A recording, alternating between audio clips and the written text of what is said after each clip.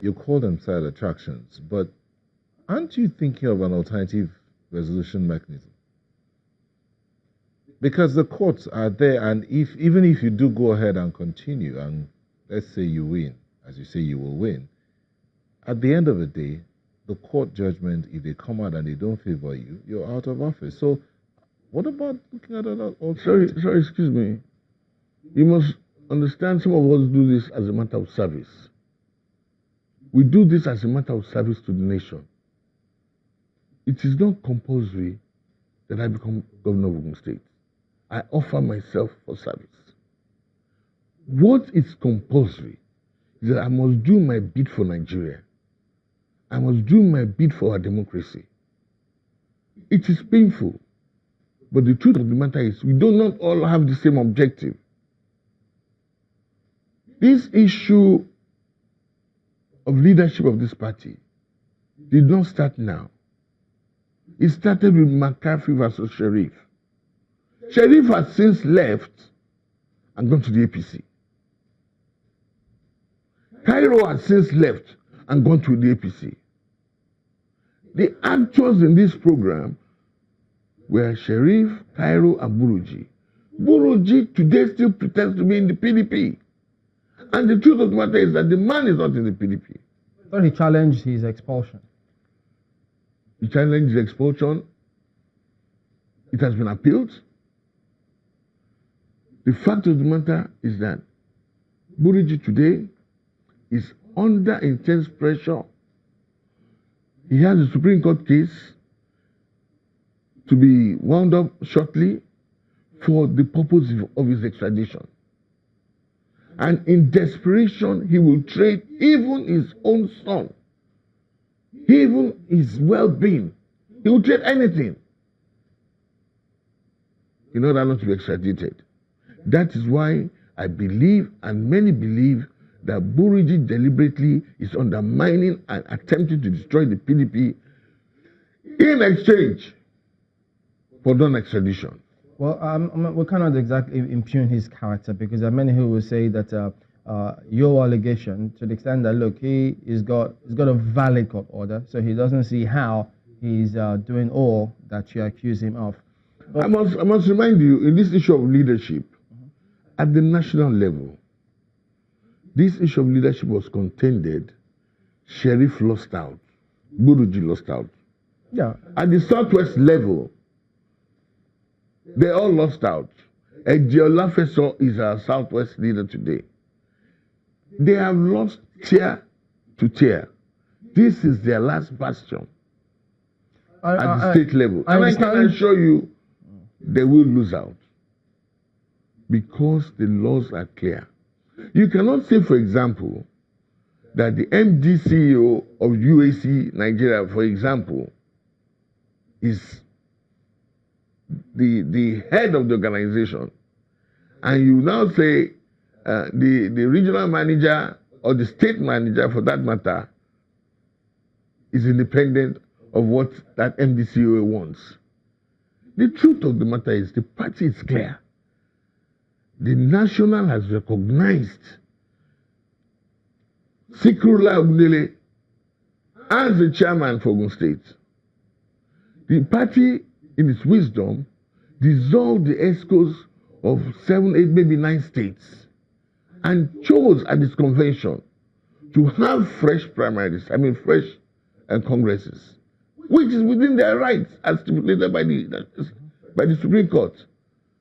They have done that. They have had fresh congresses, and they have a new set of leaders that should not be contended. Remember, Ogun State, before this, had 2 separate ESCOs. And the party in its wisdom said, look, we want you to have one ESCO, a unified party. At the convention, the supreme authority of the party, we now had a situation where those 2 ESCOs were dissolved. Those 2 ESCOs were dissolved. The party now in its wisdom said, okay, now have fresh congresses. We have since had fresh congresses. And leadership, the party structure has evolved.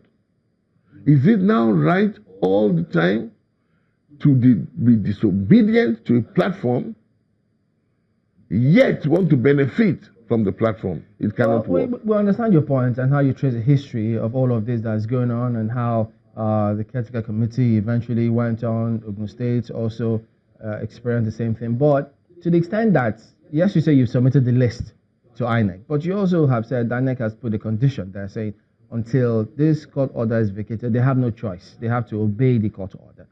But did the party, the PDP, did they underestimate what was going on to the extent that they got this court order? And now you have to vacate this court order and get a judgment in your favor in order for INEC to accept your list as the candidate. Like I said earlier on, I do not want to be party to disparaging institutions. But that is why we have the appellate courts. That is why we have the Supreme Court. If you have started the process, it does not mean that is the end of the process. If you walk onto a street, for example, and you see a beautiful house on the street, does it mean if you walk further down that street, you cannot find even more beautiful houses? If somebody has gotten some kind of order or judgment at the first court, there's no problem with that. The process continues, and then we get the appellate, then we get the Supreme Court. Then we would have done everything that is right. But because these people have a mind to continue to distract us, we shall not be distracted. We shall continue to do our electioneering, our campaigning, so that at the end of the day, even if the Supreme Court judgment now finally comes a day before election, we are ready to go and would have still won the election. But how is that going to look? I mean, if the Secret Elite group is campaigning and the dialect group is also campaigning to the Ogun State people, how will that look? That is a very lovely development, because as long as they are campaigning for PDP anyway, I am certain then they have not jumped boat and moved on to APC. So let them campaign as well. Let two teams be campaigning for PDP instead of one team. And then it is even better for us. So categorically speaking, if you go to the court and the court eventually say this judgment stands, you will step aside and let the party go. Of course, I'm a Nigerian. I'm a law-abiding Nigerian. If the Supreme Court tells me that this is the way, even if it's adherence to my own desires, as a good Nigerian, I must obey that and walk along those parameters. I don't have no fear about that at all. And that's why I said, even despite the discomfort we're feeling now, nobody is going to abandon PDP. I don't care whatever name is on any list. We are all going to work for PDP and make sure Atiku becomes president and make sure we get a sane Nigeria where we'll all be first-class citizens, and we'll move away from this situation where I know we are all feeling bad now. Despite the fact channels might not be able to say too much about that, I know we are not feeling comfortable. Yes, smiling. I'm just wondering, when you say you're going to work together, does that mean that you're going to work with Buruji Kashamu's group if the court judgment doesn't go in your favor? Why not? Why not? The ultimate aim is to bring Nigeria out of this trauma. Unless we want to deceive ourselves, the first and foremost desire of any well-meaning Nigerian is to find a way where we get good governance. That's my number one objective. If we're able to do it with Buruji Kashamu well and good, without him we'll still do it anyway. We have to find good governance from Nigeria. We have to take Nigeria out of this trauma. We have to return the country to ways of prosperity.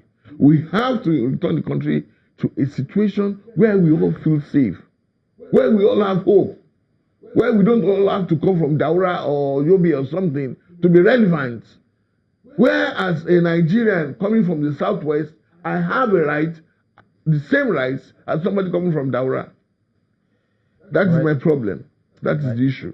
And that's where we anchor. Honorable Adebutu is the PDP governorship candidate in Ogun State. He's also the chairman, House Committee on Rural Development. Thank you for coming on this morning, Honorable. And we wish you all the best. Thank you very much for having me. I'm hoping to see you soon as the campaigns progress. Thank you.